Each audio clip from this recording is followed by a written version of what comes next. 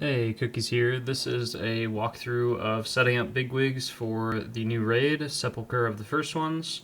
I'm just going to go through each boss, and the way that I typically break down my setup for Bigwigs is I break it up into different categories. So we have personal alerts. These are things that are going to target you specifically as a player that we only need to know of. We only need to know of the ability going off if it's targeting us most of the time. And then next up, we have raid event alerts, which are things that affect the entire raid as a whole, but that we need to be aware of that are happening. So these would be usually like positioning things or like damage profiles. So if the boss is going to do a heavy amount of damage to the raid, as a healer, we obviously want to be prepared for that. And then the last category that I use is a countdown. So I just try to find one ability on every single boss that I want to hear a countdown for to help me memorize and remember, what ability is happening. And then every time I hear that countdown, I know what's coming ahead of time. And it's also an ability that's useful to know that it's happening like preemptively rather than right when it happens. So we're going to go into our settings in Bigwigs. First boss, Vigilant Guardian. I have most of this already set up for myself. So we're just going to kind of walk through what I changed and what I have set up. So for personal event alerts, personal alerts, I have de-resolution, which de-resolution is going to be right here.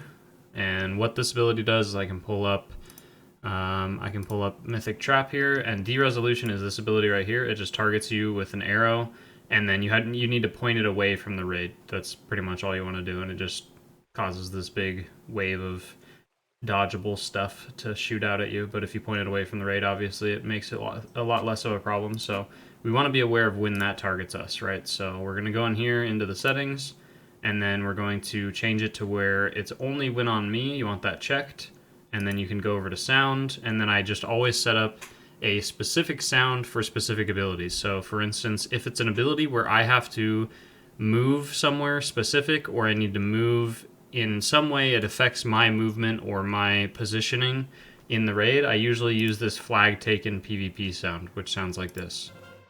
So when I hear that noise, I know that no matter what boss fight I'm in, I'm having to deal with something where I need to move from where I'm currently at to another position. So that helps us with that. And then next up we have, for personal alerts still, we have Matter Dissolution. This is right here. We get marked with a debuff, and you need to just take it out of the raid and make sure that you're not around other players with it. So again, we're going to set only when on me, and then we're going to use the same sound, the flag taken sound, because this ability, I believe, does not overlap in any way because it's in the second phase rather than during the add phase. So when we hear that noise, we won't ever hear them like overlapping together. So when we're in phase 2 and we hear the noise, we can differentiate, what ability is on us from the first phase. And then the last thing that I have for the countdown is the let's see, we have exposed core, which is going to be right here. This is where the boss is going to force you to go inside the barriers during the first phase. So I just have this set as a countdown, and then that way I know when I start hearing the countdown, I need to move into the barrier rather than waiting until it's already happened and then being alerted of it and then dying before I can make it into the barrier. So that's what I have set up for that. And then next up we have Skolex for bosses. So we'll go ahead and move over here. This boss, I literally have no personal alerts and no raid event alerts, and that's just because the boss fight is very straightforward and has very, like you can even see here on Bigwigs, it has very little here. But I did find something that I want to use a countdown for, which is going to be Wretch. So Wretch is this giant AoE, like frontal cone that the boss does at the raid. So knowing ahead of time when that's going to happen will be nice, because then if you're playing like a DPS class or something that, like say, I think Mage is the best example, where like you don't want to drop your Rune of Power if you start hearing the countdown, because you know that in 5 seconds you're going to have to move pretty far away. So it just lets you kind of plan a little bit ahead of time, if you don't see like the actual bar itself. It just keeps that like mental reminder. So that's it for Skolex. For Xy'mox, we have, for personal alerts, I have Dimensional Tear, which is going to be the The portals that you get assigned, 2 people get marked with a portal, 1 tank and 1 DPS. So when we get marked with the portal, we want to know when we have the portal so that we can go drop it at the specific location that we're supposed to drop it at. So again, we're going to set this only when on me, and then you guessed it, we're going to use the flag taken sound because that alerts us that we need to move. And then for raid event alerts and the countdown on this fight, we're going to set it up for the Hyperlight Spark Nova. So this one, we leave all these settings alone. We can enable the countdown if we want it as a countdown. I did end up changing this ability. This was on my initial notes. I have this labeled as what I wanted as my countdown. But since doing the fight last night, I decided that I wanted something else as the countdown. So I'll show you guys that in a second. So we just go over to sound, and then I'm going to just change the sound to something like this, which is just going to alert me that the boss is doing a dangerous ability and I need to be aware of the damage that's about to happen to the raid. Cool. And then the countdown that I changed is the stasis traps, because I realized that the traps were getting dropped in really bad spots, and sometimes I was the result of that. Like I was causing the traps I was baiting them improperly. So having this countdown to where now you hear 5, 4, 3, 2, 1. As soon as I start hearing that countdown go off, I can be more aware to go get into a better position to bait the traps on the ground. So I found that very useful. And that is it for Xy'mox. So next up we have Dausegne. I don't know how to pronounce these names. The Fallen Oracle. And for personal alerts, we're going to have Staggering Barrage. This just targets you with a little arrow and a line, and you need to back up away from the raid in a straight line and let other people stand in the line with you. So we just want to know when that's on us. We don't really care when it's on somebody else because we can just visually see it when it's on someone else. So we set that only when on me, and then we're going to use the flag taken sound. And then let's see, for raid event alerts, we're going to use, we're going to do Obliteration Arc, which does like this big frontal. So you can set the sound to whatever you feel like is necessary to help you dodge a frontal. So that could be like the Beware sound or Destruction or, you know, the Runaway sound, anything that you like personally. I left it alone for the most part, but this is a good ability to use if you want, you know, like a raid event alert specific sound. And then for the countdown, we're going to use, we're going to do Disintegration Halo, which is like the primary mechanic of the boss. So having a countdown for this just lets me know to be aware to pay attention to where the orbs are flying, because the boss will, I wonder if it's on, it should be on here. We'll go to it real quick. Let me find it. So we have Disintegration Halo right here. So the boss, okay, it's not going to actually show it, but the boss will shoot out these little orbs when the countdown finishes, and it lets me just be aware of where those orbs are. Maybe it is going to happen. Yeah, right here. These little orbs right here. So the countdown will happen before those orbs fly out from the boss so that I can be aware of where they're going so that we know which way we need to, you know, be at for the halos. Cool. So that is it for that boss. Next up we have Prototype Pantheon. For this fight, I have personal alerts are going to be Runecarver's Death Touch, which is a debuff that you get. And when you get the debuff, you need to go stand in one of the barriers and then call for a dispel. There's 2 barriers that are active at a time. And 2 people get the debuff, so you each need to go into a separate barrier and then get dispelled. So again, only when on me. And we're going to use the flag taken sound. Very straightforward. And then for raid event alerts and the countdown, I have Hand of Destruction, which is the Venthyr ability. You get pulled in to the boss, and then you need to run away. So again, having a countdown for this, because I know it's going to disrupt my casting and my movement and stuff like that. So knowing ahead of time of when it's going to happen is really useful, because again, it's going to interrupt your casting and whatnot. So having that countdown just lets you be a little bit more aware of when that interrupt is going to happen on you. And that is it for Prototype Pantheon. Most of the abilities are pretty straightforward. I just found those ones to be like the Hand of Destruction and the Prototype of War abilities are the most important. Outside of that, the Kyrian and the Night Fae abilities are not anything that you really need warnings for, I don't think. You can mostly, they're all like visual effects that are very easy to get visual cues from. So next up we have Lihuvim. And for this boss, for personal alerts, we actually have quite a few. We have Deconstructing Energy, which is...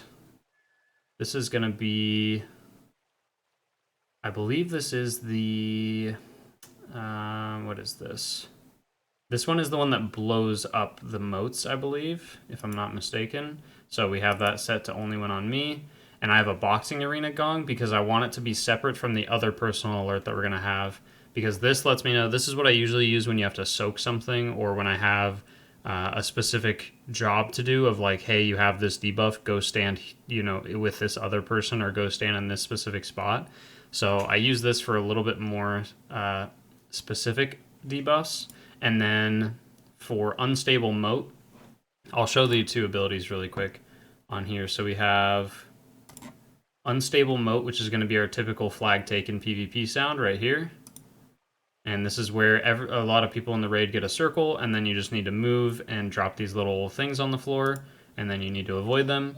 And then the Deconstructing Energy is the exact like mirror ability where you get a circle around you and you need to blow up the things that people put down on the ground. So we use the Boxing Arena Gong for this so that we know it's a little bit different from the flag taken PvP sound with this, because they're going to be kind of overlapping abilities. So hopefully that makes a little bit of sense. So again, Unstable Moat, Deconstructing Energy, and then the last one is Requisitioned, which is you get fixated in the intermission of the boss by this like big ad. And if you do get fixated, you just want to have some kind of alert, and I have it as the runaway sound, because when when the little ad that fixates you is getting low HP, you want to run it outside of the raid so that it dies away from everybody in the raid rather than dying next to everybody, because that is pretty much a wipe if it dies next to everyone.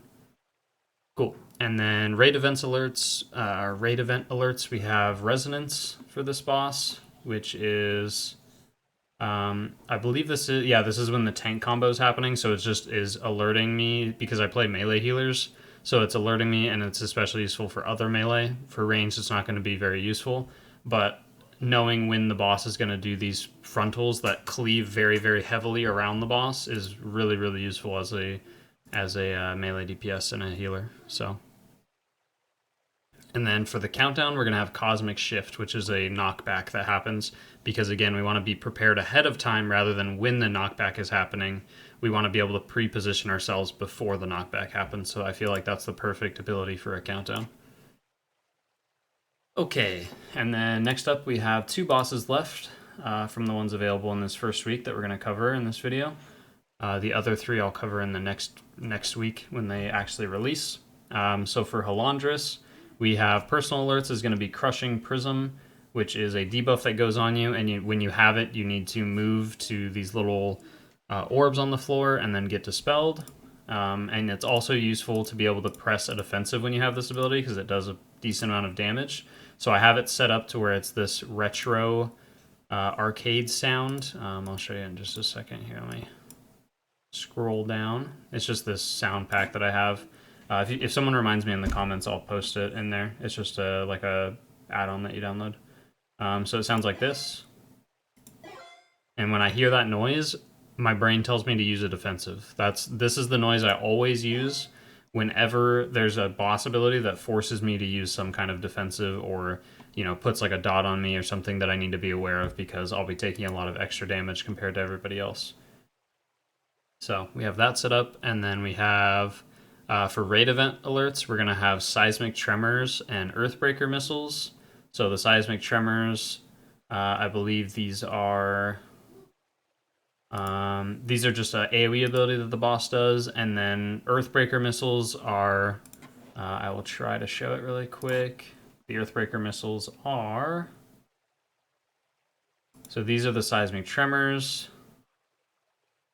And this will just let us know when they're spawning, I believe. I'm not exactly sure. I actually haven't tested it to see if the noise actually makes a difference.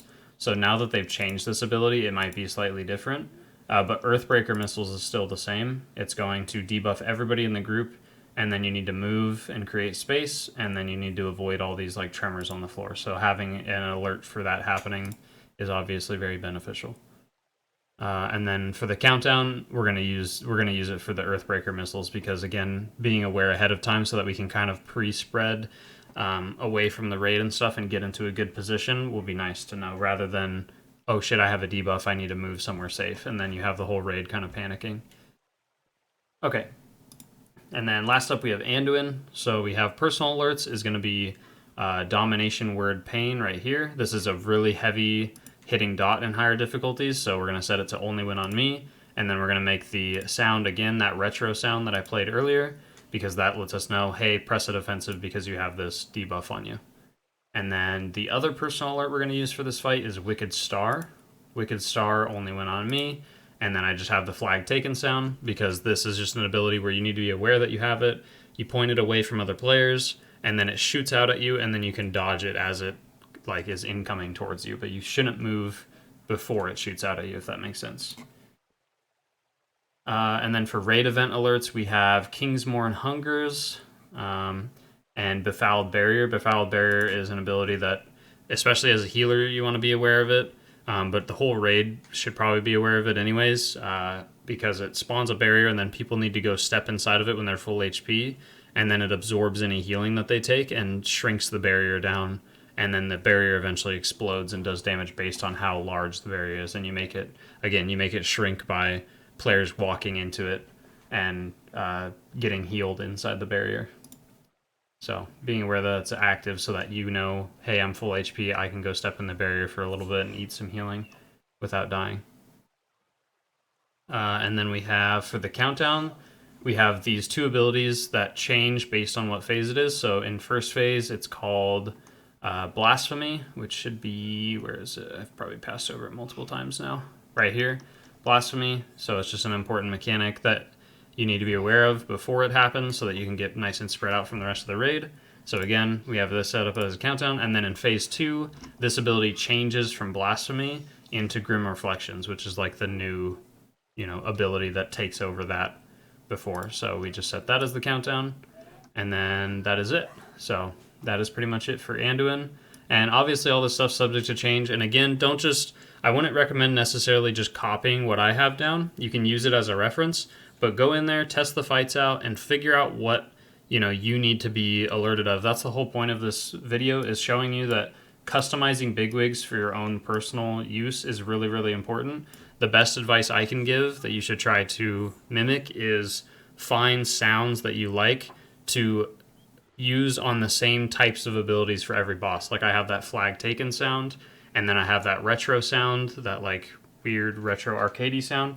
That's for, when I get hit by a debuff that I need to press a defensive for, my brain knows that as soon as I hear that noise, I just press a defensive. I don't even have to think about it. I literally hear that sound and I just instantly press a defensive. So it just takes away a lot of the reactionary thought process, and it just helps you be more proactive with the fights. So try to think of it in that sense and customize it for yourself and personalize this stuff, because that's what makes these add-ons useful. Just having them set up as default and never touching them is not very beneficial, because eventually you're just going to tune it all out. That's why you need to customize it and find the sounds that help you recognize certain abilities that you need to be aware of. So cool. Like I said, I'll cover the last 3 bosses next week, but thank you guys so much for watching, and I hope you have a good one, and I hope you're having fun in the new raid. See you later.